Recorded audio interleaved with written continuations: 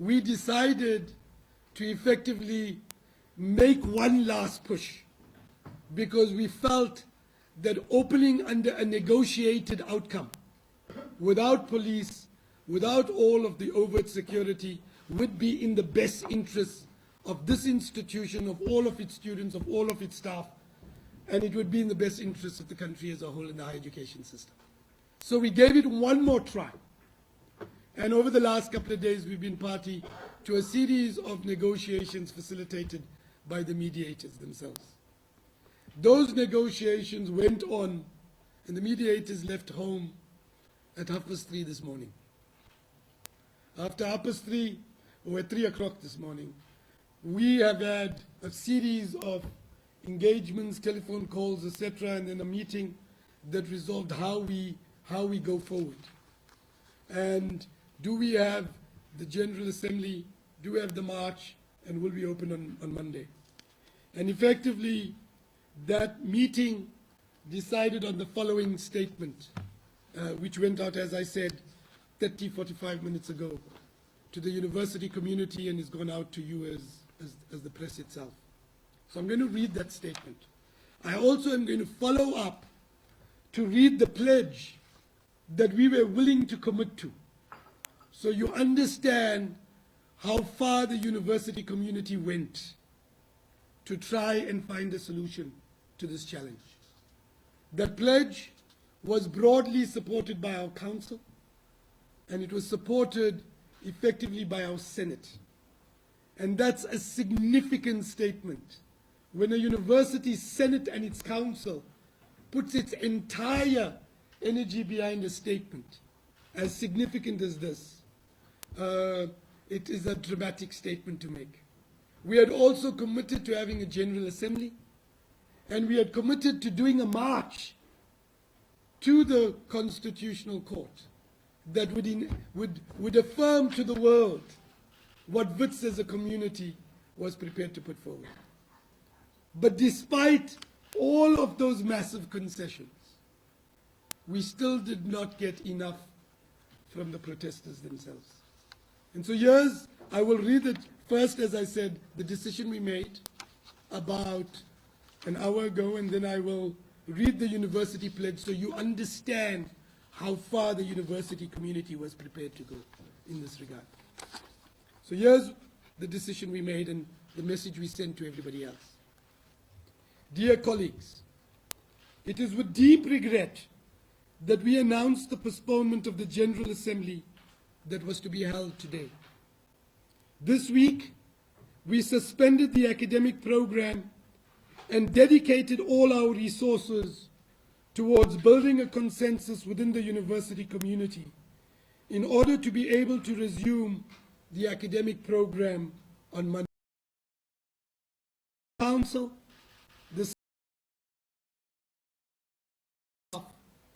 but not with the protesting students.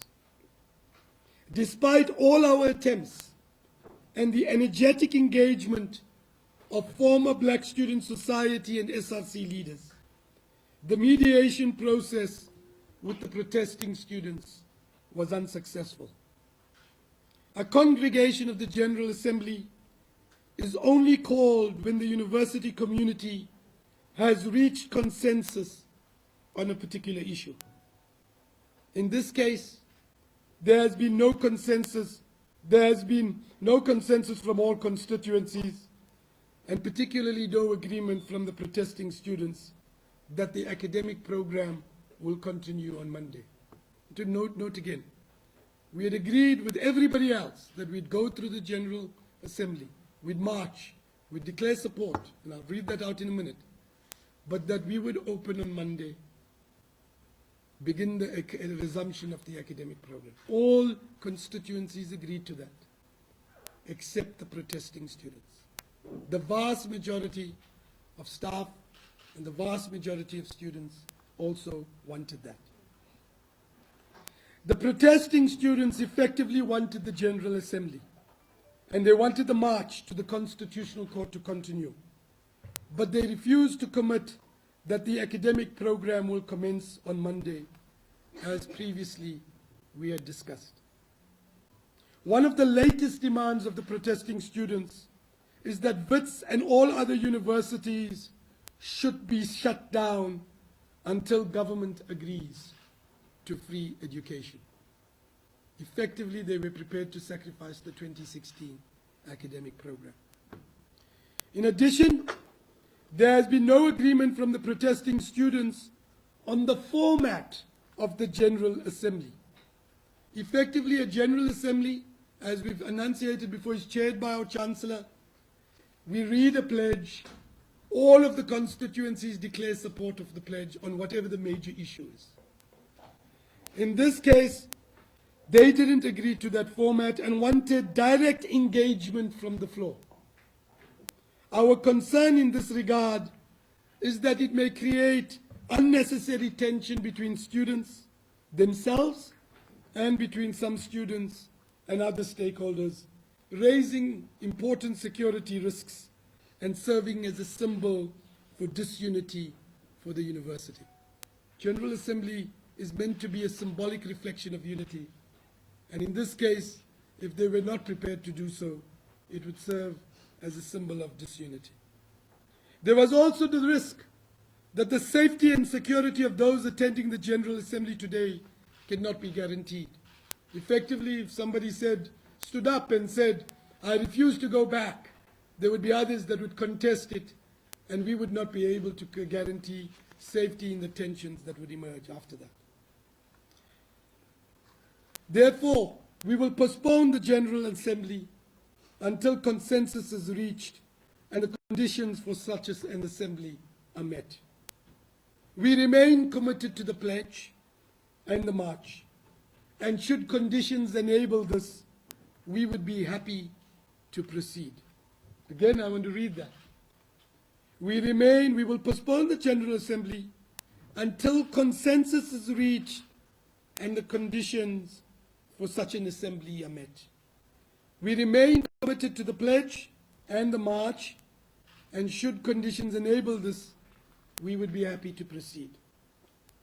The university has dedicated many resources in preparation for this major event, including negotiating the pledge that was to be read out today, ensuring the availability of important and key role players, and even sacrificing another week of lectures.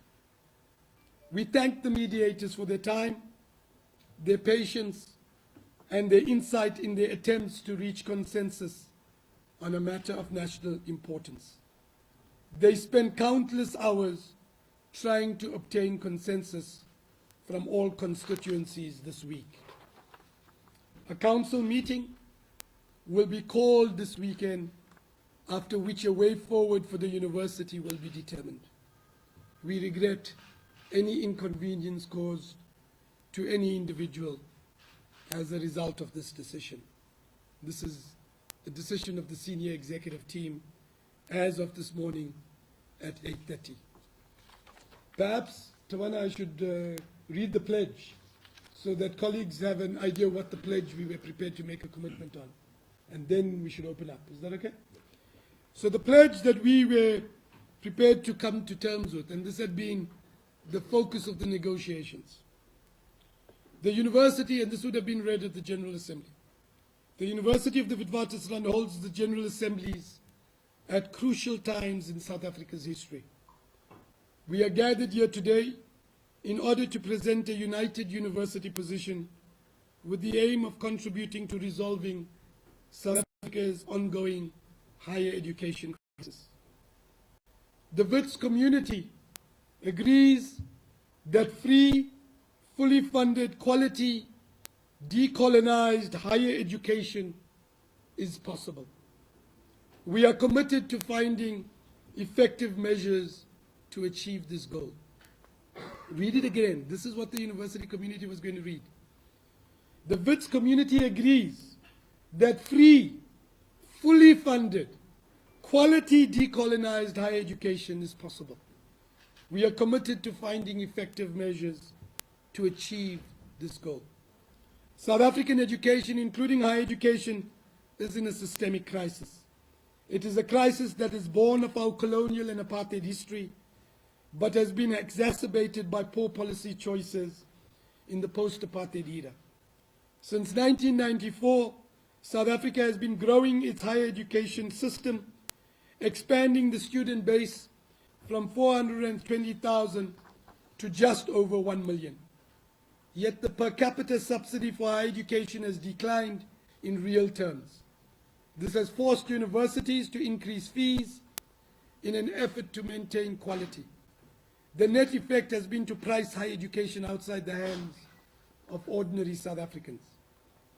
This is a systemic challenge that has to be addressed, in part because it will enable us to heal our fundamental divides, including the poverty and inequality of our society. Education and higher education are mechanisms through which to draw individuals, families and communities out of the poverty trap, and to provide people with opportunities to fully participate in society and the economy. It is a basis on which to heal and create an inclusive society. The quest to enable access to universities for all of our students is a noble cause. The University of the Witwatersrand therefore pledges our support for the goal of free, fully funded, quality, decolonized higher education. We pledge to approach government with a united voice for the realization of this goal. We pledge to deploy our intellectual resources towards finding the best solutions towards this goal. We are also prepared to support peaceful advocacy activities in this regard.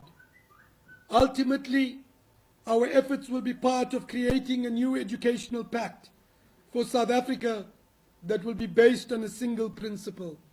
No student should be prevented from continuing and completing their studies because of a lack of finance. That was the pledge that this entire university community was prepared to make at this university assembly. Our simple request was the resumption of the academic program for 2016. I assert again, the struggle for free education is a noble cause, but it is not a cause that requires the sacrifice of the 2016 academic year. Too many students, in Wits's case 37,000 students, would not proceed, and that would be a tragedy of enormous proportions. And that's the decision that effectively we made. So I'll stop there and hand over back to Tawana. Thank you very, very much. So we'll take questions, ladies and gentlemen. I think I'll try and take them in batches of 3. Let's be considerate of each other and not give each other space. Griselda? Good morning. I'm Griselda Lewis from SABC Television News. I know that you're going to meet, the council's going to meet over the weekend, but are we looking at the high possibility of this institution shutting down for the remainder of the year? Second question, very brief. We see that police have also now made their way onto the premises. Is this a decision that Wits University has now taken to redeploy police onto the premises, perhaps over fear that students might go on the rampage again? So, okay, do we want to take other questions? Colin Gambi from eNCA. Just a few questions, VC. First one is, what was the sticking point? What is it that the students could not agree on with you? Secondly, there is a question, even on social media. People are saying, why isn't the Vice-Chancellor down at the steps? Are you frightened of the students? And linked to that question, VC, how do you respond to criticism from someone like Lekhaburu Makgoba, who was a Vice-Chancellor for about 12 years in KZN, who has basically almost slammed all of the Vice-Chancellors in the country, saying that you have not built relationships with your students. You, in a way, have remained aloof. You answer those questions, then I'll take another. Yeah, and then colleagues, if you want to come in, please feel free to come in. So let me kick off with Griselda's question. Is there a high possibility for shutting up the year? as I said, the council will meet. But our intention, it has been for the last 10, 15 days, it has been this entire year, and it will continue to be, to save the academic program of 2016. That is the single biggest focus of our attention. You would have seen some very unfortunate remarks made by all kinds of people over the last couple of days, against me and against my colleagues. Some scurrilous remarks. But we've, not at once, we've tried to correct it, but we haven't responded to that. Because our single focus has been that we want to save the academic year. We want 27 or 37,000 students to graduate, to pass the year, or to the 5,000 or 6,000 to graduate. That is our single focus. And I can tell you, it will be the single focus of this council meeting. So we have not thrown in the towel and saying we are going to close. But we are going to look at all of the options and see what is the best way to save the academic year, and that's what we will do. We have looked at the issue of police. As you know, we had already said that the police would be at the perimeter for the last couple of days. They have been. We have deployed them effectively at one part of the university community, so that if we had a problem, because if we'd simply put all of them at the perimeter, they would have blocked the roads. So we put them in a certain part of the university community and, if you like, kept them out of the mainstream of the university life. And as this morning, we will be taking security measures to ensure if there's a risk, then they will be deployed. But as of now, we're looking at that situation to make sure that we protect the risks, the university's property, and the safety of everybody in the university. What is the sticking point? I said to you, the statement makes it fairly clear. There were two sets of sticking points. The first is there was no commitment to starting the academic year. There was no commitment to beginning on Monday. That was the singular focus. We said we're open to the idea, but we are committed to saving the academic year and beginning on Monday. And in fact, we hadn't got that commitment about beginning on Monday, but even more so, a circular that was released sometimes 4 o'clock this morning that said the following from Fees Must Fall. The university should officiate the shutdown until the government of South Africa makes a commitment to legislate free decolonized education for all now. Essentially what they were saying is if there's no free education, there should be no education at all. That's what they're saying in that statement. And it's something that we do not agree. We have been honest from day one.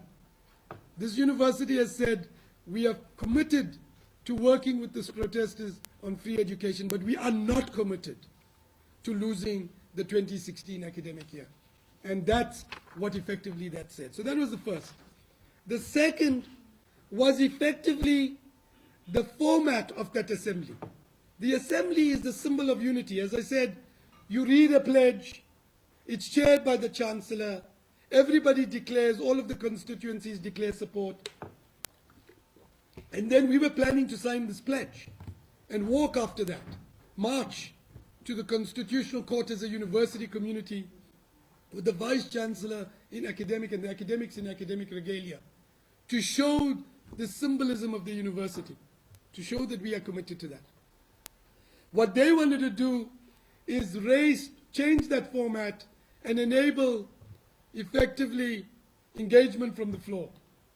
There was no guarantee that there wouldn't be disruptions of one kind or the other. And our fear was some students will stand up and say, we refuse to open. And we're saying this.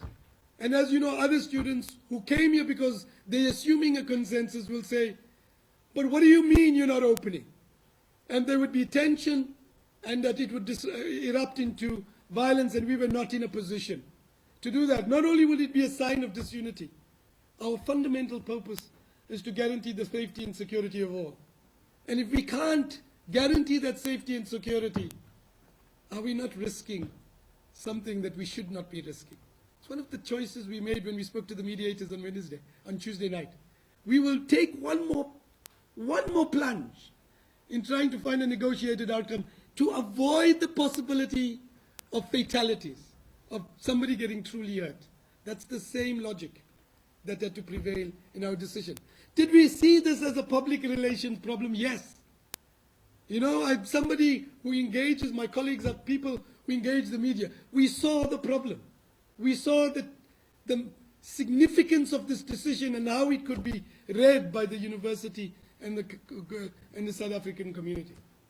But we said, do we take this risk? And for that reason, we said we can't afford to. We can't guarantee that. And so that's the thing that we looked at. You said something about, why aren't I down? Yeah. So let me answer this, because I've seen this on Twitter, and I've seen it, people have made this. We said a couple of things. The first is we wrote last week a letter to the SRC and said, could we negotiate? We are prepared to negotiate. Please choose your leaders so that we can engage in a negotiated outcome and find a solution to this.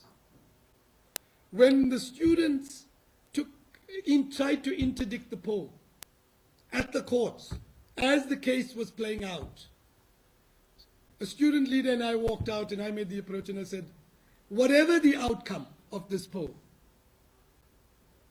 please let's come to a negotiated outcome and a solution to this. I am open to this. My colleagues are open to this.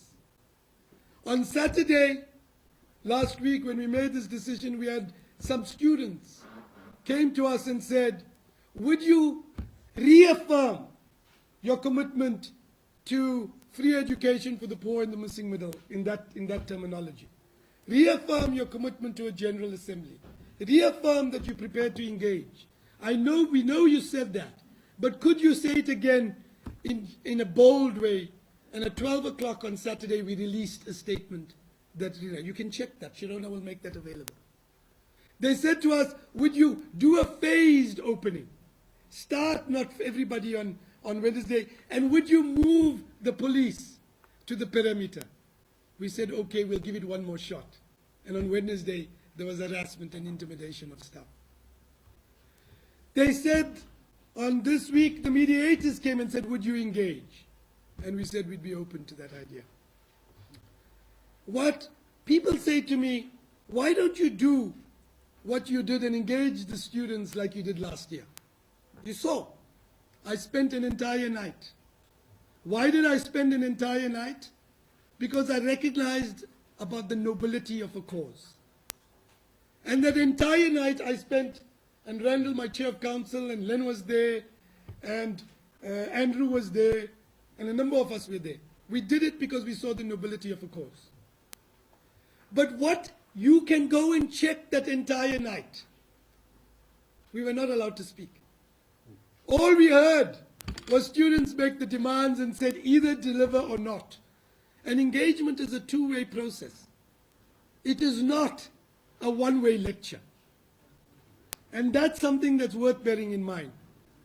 And the thing that I was going to say, and I want to say it together, I am prepared to engage, but you can't negotiate in a group of 600.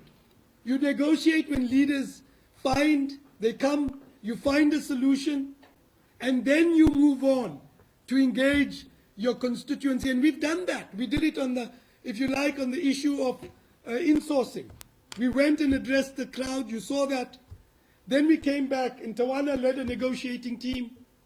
And once we had an outcome, we went back to the base. We did that. But what is not acceptable is effectively you say you engage and you want to engage. But what you want to engage in the politics of spectacle. You want to bring the Vice Chancellor and people there. You don't want to hear and engage them. You want to continue, do a repeat of last year, October 18th, I think, 16th, I think it was. You want the glare of the world's media, but that's not an engagement. We are not into the politics of spectacle. We have to understand, colleagues, that higher education is in a crisis. We are prepared to find solutions. My colleagues and I are prepared to sit down, to work every single ounce of energy we have to work with people to find the solution, but to get people back to the academic program so the examinations of 37,000 people is not sacrificed. I'm not replacing that for the politics of spectacle. And so I say that because that's the thing. We've been writing letters. If you want, Shirona will make you all of the letters available that we've sent. I've said this before and I said it again. We released it in the statement last week. If any one of you want to check my Twitter account, everything I've been saying is all there on multiple times. So we've communicated this and my colleagues have communicated this.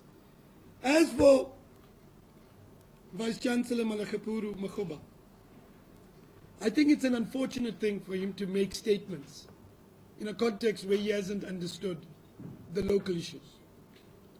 So does Malakapuru Makhoba know, in my case, that once a month I meet the SRCs? That once a month my colleagues meet the, once a month the colleagues meet the unions. Only 3 or 4 weeks ago, I had a university town hall meeting, 2 of them, where we engaged people.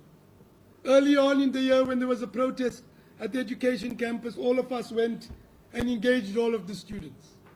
It's not about being frightened. I've done it before. I've done it again. I've done it in my youth. I've done it last year. I did it in June with my colleagues. I've done it in the General Assembly. But there has to be a point of principle.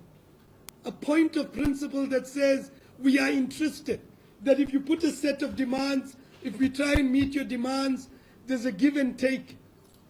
You can't say you give, but we know we never give. We only take. That's what negotiations are about. And I think that we need to look at that. What the demand for the students are. I want to say this again. Free national struggle for free decolonized education now. Now. What they're saying is a complete shutdown, the sacrifice of the 2016 academic year. I've got 37,000 students on this campus, the vast majority of whom have said in Facebook, in Twitter, in polls, everything, the academic program must be saved. And so, I don't know how the other vice chancellors will respond, and I think that they must respond on their own. But I think it's incredibly provocative and incredibly dangerous for a leader never to have engaged the vice chancellors, not to have said, what have you done? What have you engaged? Have you engaged? And then make a judgment. You know, I've spoken to Professor Malakapuru Makhoba a number of times over the last couple of months. But he hasn't phoned me in the last 10 days and said, Adam, what have you done? Have you engaged? Have you made decisions? I think that that's unfortunate. And I'm disappointed at this thing. Finally, Tawana, there was, some journalists have asked us to answer, what is the sticking point? Again, I'm saying the sticking point is 2 things. The resumption of the academic year 2016. That's the first sticking point. There was a refusal to look at that. The engagement, and I was reported, some of the mediators left my house at 3 o'clock this morning. We continue to have this engagement from 3 o'clock with my colleagues. If you look at how harassed I look these days, it's part of the sign of not sleeping enough. The second is we couldn't agree on the format of the General Assembly. This General Assembly goes back 60 years. It has a particular format. And the fundamental component of this is, it is the affirmation to the world of here's our collective position on a subject. In this case, it would have been free education. What happened in this case is people refused to recognize that format, and there was a threat, effectively, that should we allow the engagement from the floor, there would be a risk that it could create conflict, because the world is coming to this university, this General Assembly, on the assumption that the consensus has been achieved. That's how they come. The negotiations are successful, we've got the consensus. And if they come and suddenly there's a reflection that there's no consensus, or at least a part of that consensus, and it becomes an argument and a fight, we can't guarantee the safety and security, and on that basis, we couldn't have it. So that's the context of it. I'll give back to Tawana Cooper. My voice is going, so my colleagues may answer some of these. Yeah. Questions? I would like someone new, yes? Okay, then I'll take the Cyril and Oli again. Go ahead. Okay, thank you. Namusa Kungula, ANN7. I'd like to find out, will there be any other kind or any kind of ad hoc arrangements for those who want to continue learning? And also, what is the cost that the university is bearing when they have to bring private security to the university? And lastly, do you think that there is a deliberate attempt to stop violence at the university?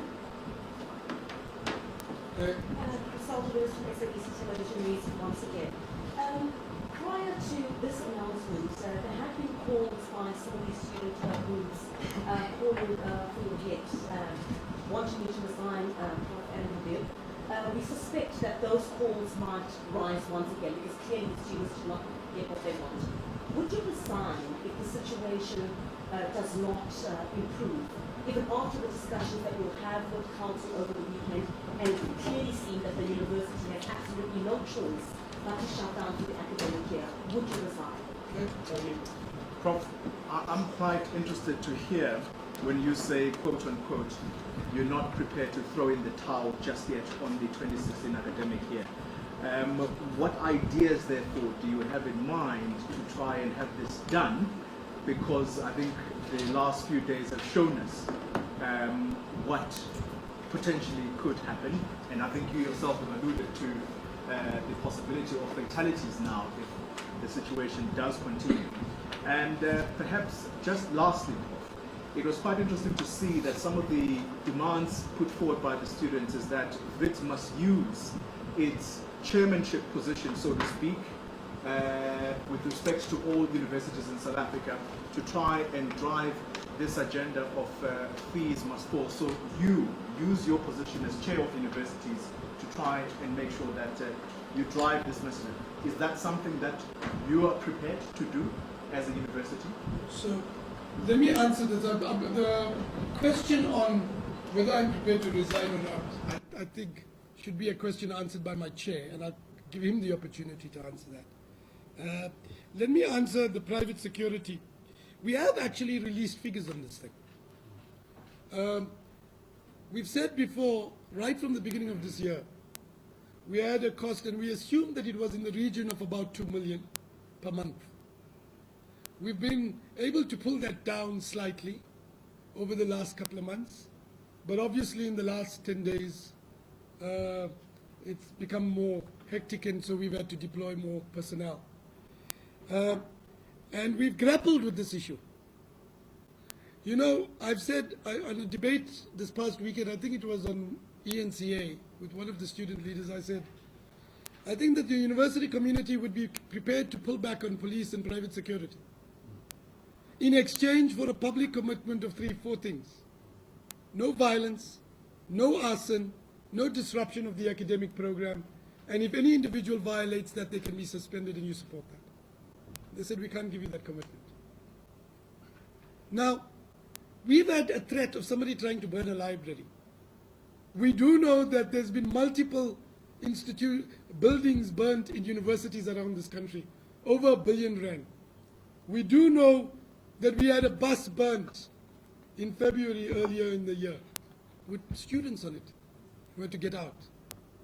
We do know that there's been disruptions in the program. If we don't have private security and somebody dies or a building is burnt, will you not hold us responsible?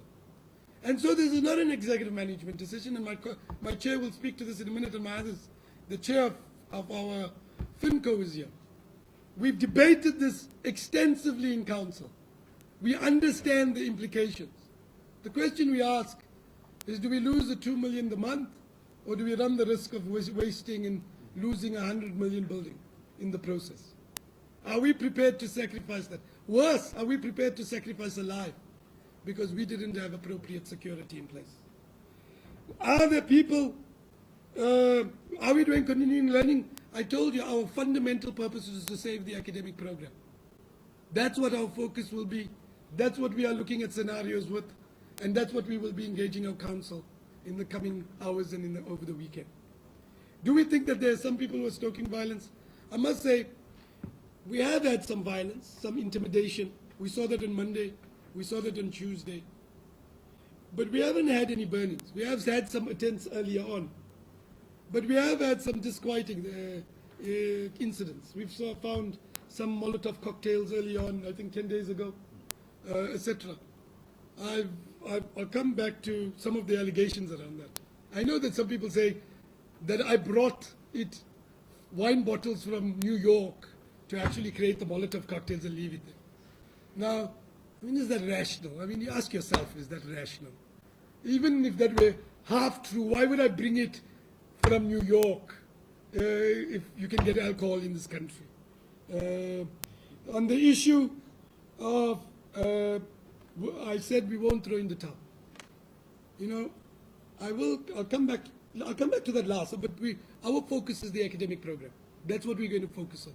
And that's what we're going to this thing. Will I use my position as chair of USAF? You know, as USAF chair, I am merely a representative of 26 vice-chancellors. I reflect their view. When I spoke at the Imbizo, I reflected their collective position. Now, there is a difference of opinions every now and then, yes. But every one of those vice-chancellors in the USAF office has been dedicated in the last 6 to 8 weeks to find a solution. And we've been grappling with it. My colleagues in every other university have been grappling with it. And am I prepared to use my position? Absolutely. But I use my position as part of a collective. I'm not some Adam Habib who transcends 26 vice-chancellors. I am a part of a community of 26 vice-chancellors, all of whom are grappling with finding a solution collectively to the challenges that we all confront in our institutions and to this thing. I'll say this, by the way. Every one of the student leaders know and have said that Wits and every other of these universities can't resolve this problem. We are in no position to declare free education. This is a systemic decision. That can't happen. And so we ask again, why do you sacrifice our academic program and those of the other universities if you know that we cannot deliver on this thing? We are prepared to work with you. We are prepared to engage you. I even said earlier on, we were prepared to have a General Assembly and march with you around this. A final thing I'll say and hand over to my chair. Am I prepared to resign? I'll say two things. I haven't responded to this earlier, but I'll respond now. There's been some terrible things said about myself. I've not responded to it. In things said I own 37% of a company. I said, go check it. I'm not getting involved in this thing, but you can check it. Somebody came to me and asked me, and I said, I think our head of communication said, we say that this is not true. I think it was Sizwe, Gobodo, and in Saluba who had actually done our audit. I said, check it. If I own 37%, would it not be Sizwe, in Saluba, Gobodo, and Habib? But I don't own any of these things. Scurrilous remarks. I've heard people say things about my family. Scurrilous. I have a situation where effectively people say I'm a thief without putting a single ounce. You know, I lead a public institution. I recognize that there is a commitment that public officials like myself, people who lead public institutions, must be held accountable. Everything I've done is within the public domain, including my salaries and everything else. I'm prepared to be held accountable. But what I think must be done is the issue of principle. If you make an accusation, you must be able to put some evidence on the table. You don't make an accusation without any cause. There is a fundamental principle. Politics in our society must not be about spectacle. It must be about principle. Because it is only through principle that we can find the solutions to our society. So you asked the question, from my side, I have been appointed by a council, and the council will speak in a minute. But I will say this, I have never in my life, in the midst of a position, because I confronted a challenge, say, I'm going to run away. That's not the way I distinguish it. In 18 months, I think 16 months, my contract ends. And the council and the university community will have a right to make that determination. They have that right.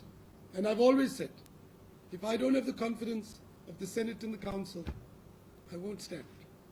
Because that's who employs me. But the decision that will I resign now because we have all of these challenges, that would be abrogating a responsibility that I made not only to the Senate and Council, but to a nation.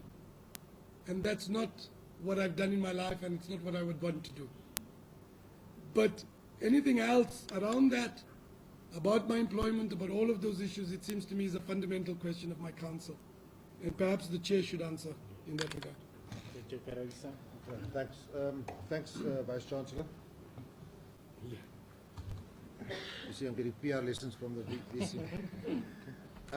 From Council's perspective, I just have to re-emphasize and accentuate what the VC said. The option of losing 2016 is actually not an option. The consequences are too ghastly to contemplate. It has not been costed yet economically or socially, but that simply cannot happen. We have a responsibility to parents, we have a responsibility to our society, we have a responsibility to South Africa to make 2016 happen. And we still will, together with Council, investigate any ways, and we will actually have to think out of the box to come up with ways to make sure that most, if not all, our students complete this year satisfactorily. So we're utterly committed to that. It's actually not even featuring in our thoughts about sacrificing this year. We have been working very closely with management. This council has been very, very close to management, and I would like to publicly recognize the superhuman effort the people around this table have gone to, the sacrifices they made in their personal lives, the professionalism that they continue to display throughout is actually a tribute to the quality of leadership that we have in our education system. It is very easy to shout from the outside, to question certain decisions, but in the heat of the moment you have to make decisions that you think is best at that particular point. Do we have confidence in the Vice Chancellor and the seniors leadership? Absolutely. And this confidence is not born out of any romantic notion. It's supported by facts. Under Professor Abib's leadership, this university has grown in some of the world rankings and certainly is the leading university on the African continent. It has improved throughput of students, and that has significantly improved on our subsidy allocation. Our strategic plan of growing our postgraduate outputs have improved. I think, if I'm correct, VC, that the ratio is at the moment 50% of our students are going into the postgraduate. Well, the aim is 50%, but we are at 35% of our students at postgraduate level, and our aim is to get to 50%. But overall, if you speak to any one of our stakeholders, and you speak to parents, and you speak to students, and you speak to our international counterparts, the Wits degrees continue to carry considerable currency, and certainly it has international portability. You can go anywhere in the world with a Wits degree.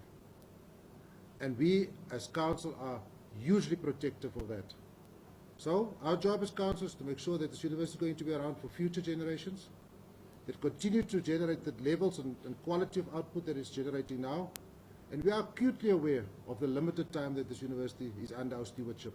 And we are not going to renege on that responsibility. So the VC will stay until his contract is finished, and we will talk about the renewal of his contract soon in the near future.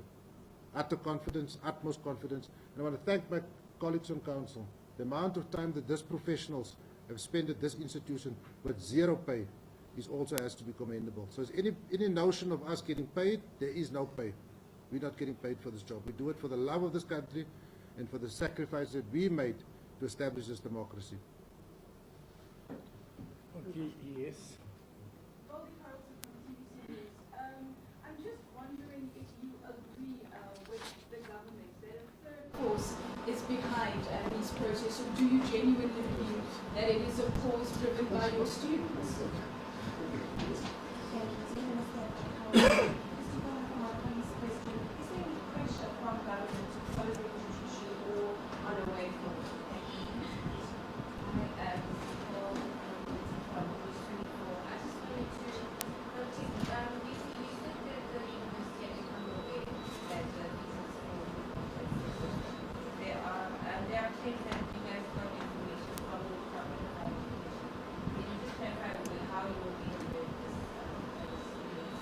Sorry, I didn't hear that. Yeah, can you repeat your question for me? I couldn't hear what you said.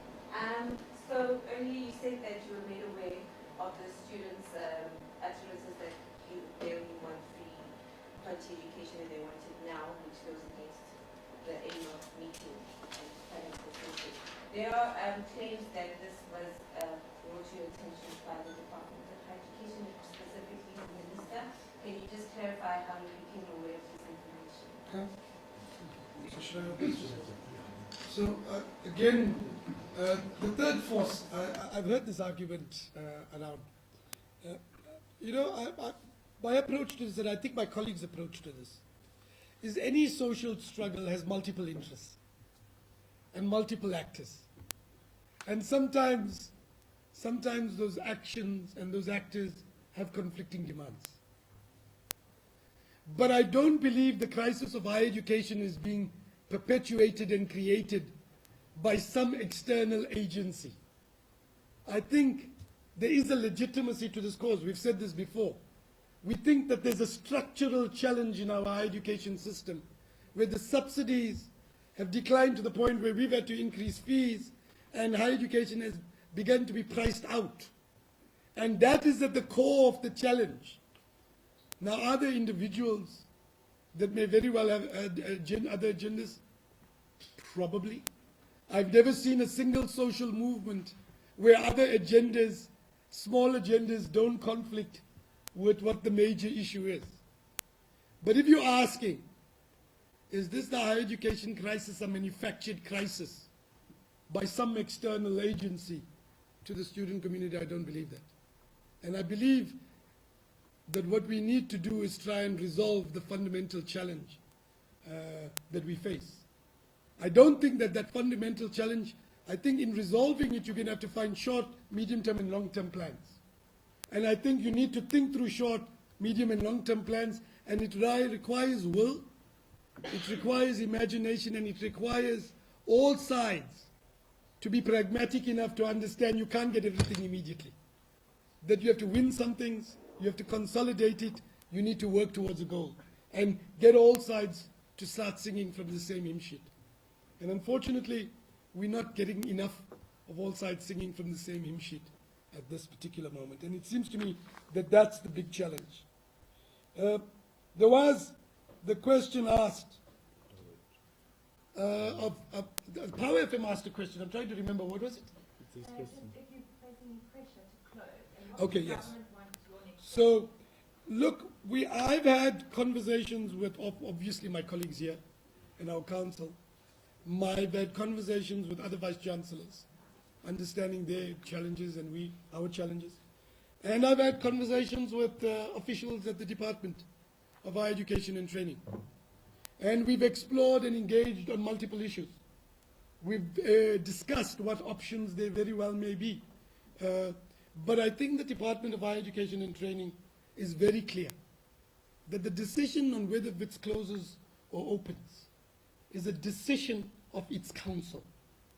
That's who makes this decision, in consultation with its Senate. We do this decision. So yes, we engage, we learn, we hear what they say, we hear all of those things, as we do everybody else. And then we deliberate on those issues and make those decisions and inform them. So am I in conversation, and are my colleagues in conversation with the officials at the Department of Education? Yes, as is my chair of council. But does that mean that we taking instructions? No. We basically, I think, officials at the Department of Education are very, very mindful of the challenges that exist and that this decision has to be made by us. The final question is, there was this thing that, how did you find out what the the fees must fall had said, if I think, and did I hear it from the minister? No, I haven't spoken to the minister. And if you're asking, did I hear it from the department? No, I haven't heard it from the department. I got it because it's on social media. It was released at 4 o'clock. It says at the bottom there, fees must fall. There's no counter response saying that it's not us. It was brought to my attention by our communications team, and it has a statement there. It's not, none of what's said there, except one or two things, but the idea of, shut down until the government of South Africa makes a commitment is something that I've heard from leaders directly when I've engaged them, and it's what others have engaged. So it's not foreign to what we've been hearing for some time.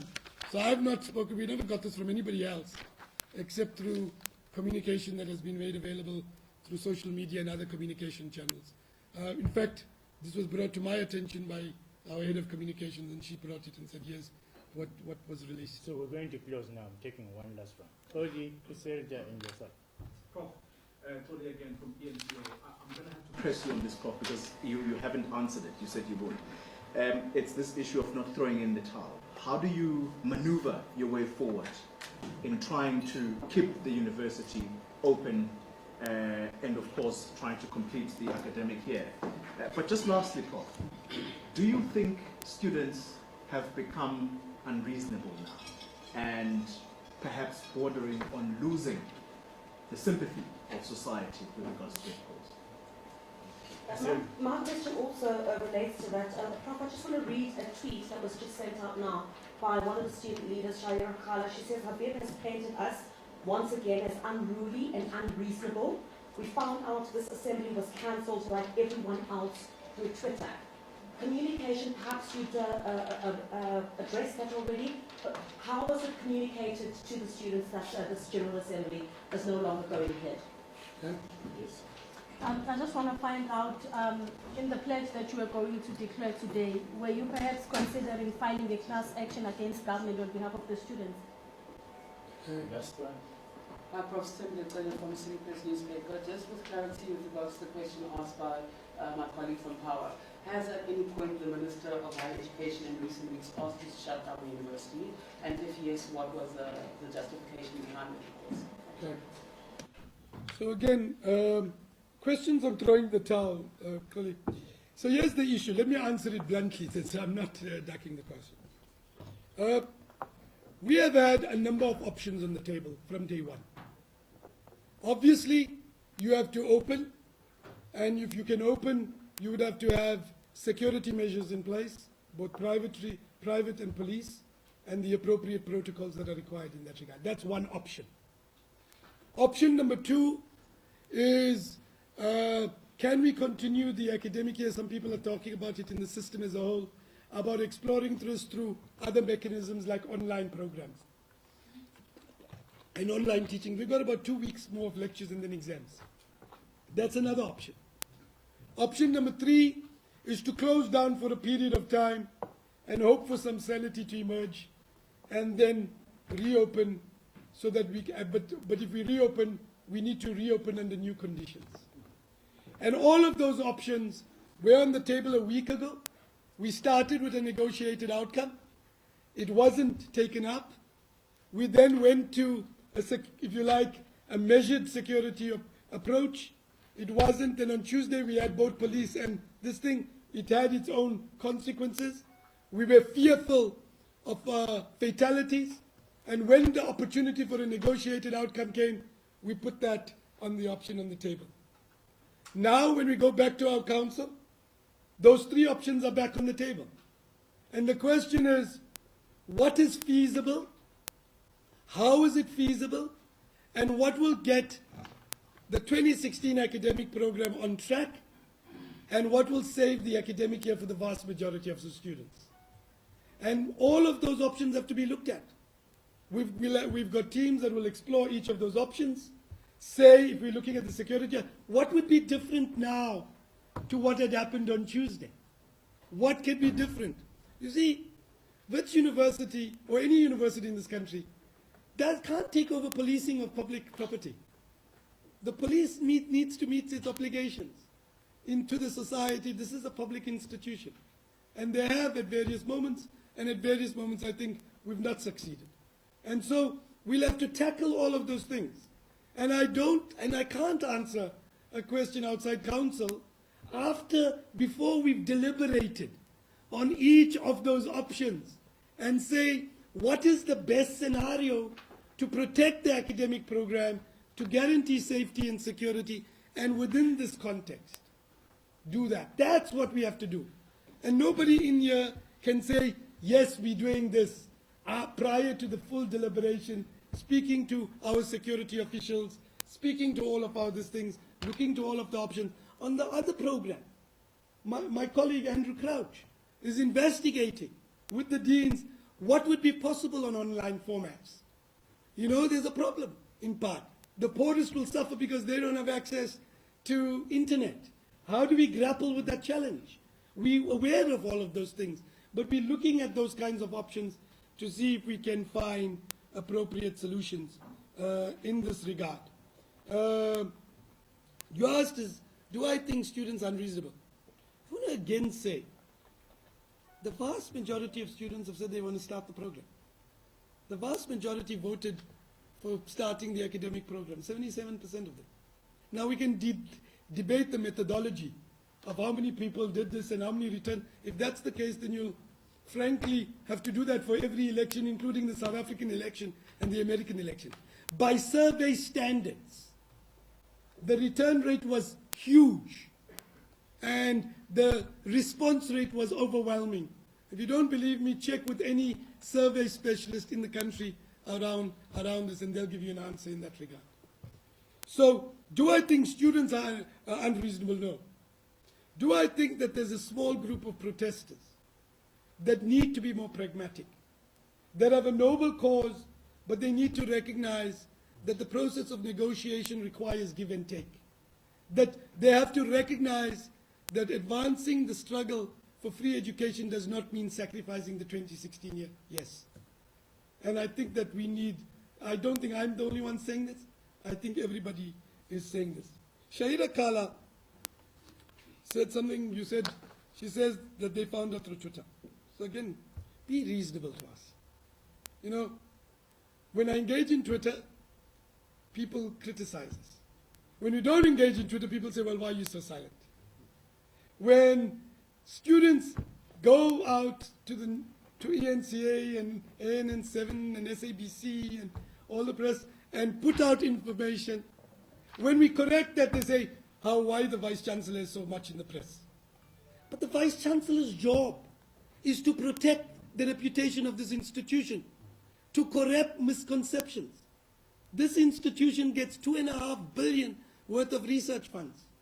The $2.5 billion worth of research funds comes because there's a certain confidence in this institution. I need to correct misconceptions. That's my responsibility. It's the job of a Vice-Chancellor. That's what you do. You have other executives who play other roles. But the Vice-Chancellor's job is to play a major role in the public domain, to play a major role in funding, to play a major role in the strategic engagement. People say, why we do this? Be fair to us. So here's the decision. We had an engagement. The students finished with the mediators, probably at 1 o'clock. The mediators then came and were with me till at least 3 o'clock. Between 3, everybody was asleep at that time. Normal people are asleep. Between that time and 6 o'clock, there was a series of telephone conversations and messages via SMSs and WhatsApp. We came immediately at 7 or 7:30 into a meeting here. We deliberated as a collective on that. In between 6 o'clock and 7:30, I had a conversation with a variety of the council members and others around this issue. We engaged, we met at 7:30, and we made a decision at, I think it was 8:15. We had to draft a statement. At that point, I immediately phoned the mediators, Tiejo and Moseneke, and said, who was one of the mediators, and I said, and 1 or 2 of the others. And we communicated, my colleague Zeblan phoned somebody else, etc. and we communicated our decision on this regard. We immediately had to send out a release to every member of the university, because at 11 o'clock, there's an event happening, and people will leave and travel hours, 2 hours to come for this event. We can't, in a way, avoid them. So that's the context of this. Now, the same applies to the student leadership. At 1 o'clock, they communicated to us through the mediators. We did the same. You can't do one set of practices one day and then say why everybody else is engaging in that in a different way. So I think Ms. Kala is disingenuous when she suggests that we found out through Twitter. And again, say to this question, I've answered it twice, I answered it a third time. I haven't had a discussion with the minister. I did meet him at the Imbizo. I shook his hand and we said, hey, how's it, brew? But that was about it. You saw it got a bit uncertain in the Imbizo on Monday, and then I had to leave because of events that were happening here. I have had conversations with officials of the Department of Higher Education and Training. Again, I say, they and us had a series of discussions about options that we could consider and options that they think we are.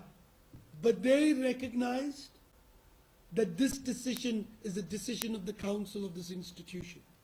The governance of our protocols of the higher education system will be respected. And so, yes, we had conversations, yet we explored multiple options, some of which I broached. But there was a recognition that this decision is a decision of the executive management and its council in consultation with its Senate. And so, no, I haven't been instructed by the minister, but I have had conversations with officials about the multiple options that are available to Wits University and other universities, given the challenges we confront. But they also recognize that this decision is to be made by the council, the executive management in consultation with its Senate. Thank you, ladies and gentlemen. Thanks very much. Thanks for coming. This is it. Yeah. We're going to rush to other meetings, as you can imagine, the nature of the thing.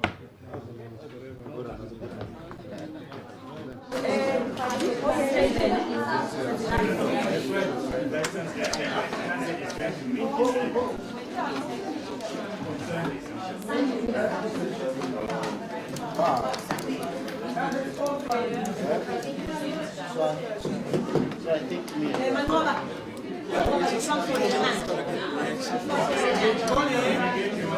Are you gonna get a reaction for us from the skillets, right? After the skillets are downstairs. Are they downstairs? When I saw this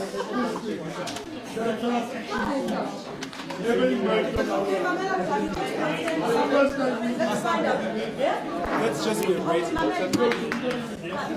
disconnect it. Let's go down. I'm going to come and don't disconnect the data. It's live now. Yeah, but she's gonna go and see.